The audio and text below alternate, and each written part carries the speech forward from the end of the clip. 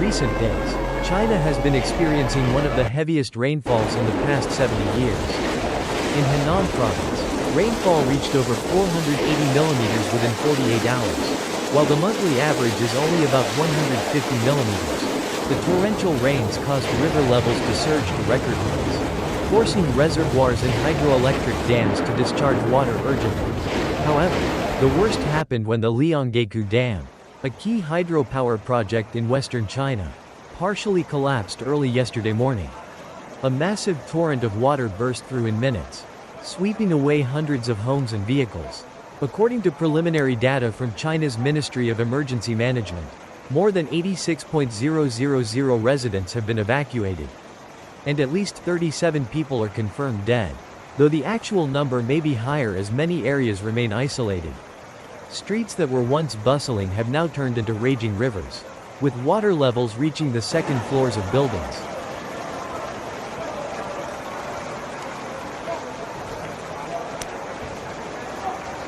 In Sichuan City, rainfall in 24 hours hit 312 millimeters, breaking the previous record set in 2013. The Lianghekou Dam was designed to handle a flow of 22.000 cubic meters per second, but meteorological agencies reported that the inflow exceeded 26.500 cubic meters per second, overwhelming the dam's structural capacity. A 70-meter-long section of the dam collapsed, unleashing a wall of water that engulfed towns downstream. Meteorologists attribute this disaster to extreme weather patterns driven by global climate change.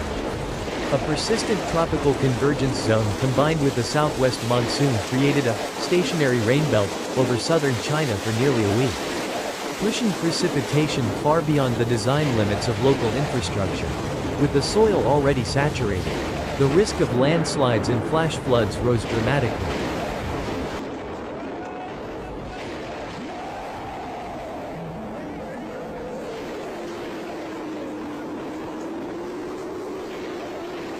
The Chinese government has deployed over 20,000 soldiers and rescue workers, along with hundreds of vehicles and rescue boats.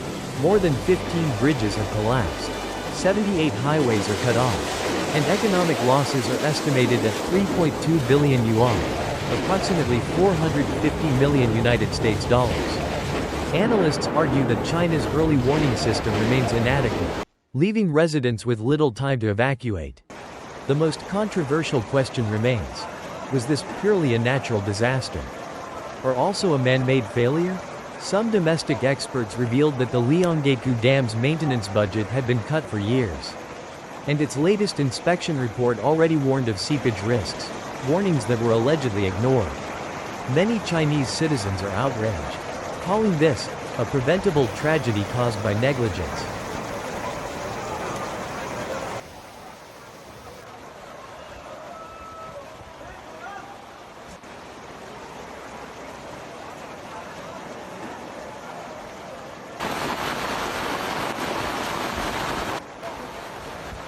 Drone footage captured last night shows vast stretches of land submerged.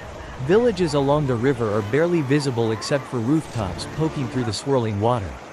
The cries for help echo across the floodplain, evoking memories of the devastating 1998 floods that claimed over 3,000 lives and caused tens of billions in losses. Although conditions have stabilized somewhat, the risk of secondary collapses and landslides remains high. China's Meteorological Bureau forecasts continued heavy rainfall across southern and southwestern regions in the next 72 hours, with additional precipitation of 200 to 250 millimeters expected in some areas. The central government has declared a Level 2 emergency, the second highest alert in the national system.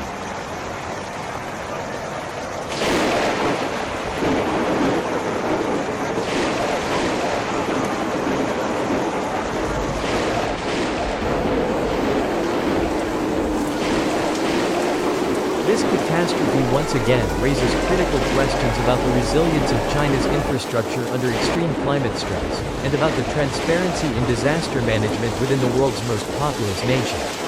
With more than 98,000 dams across its territory, China may now be paying the price for decades of rapid yet unsustainable development. When nature strikes back, every flaw in engineering and bureaucracy is laid bare.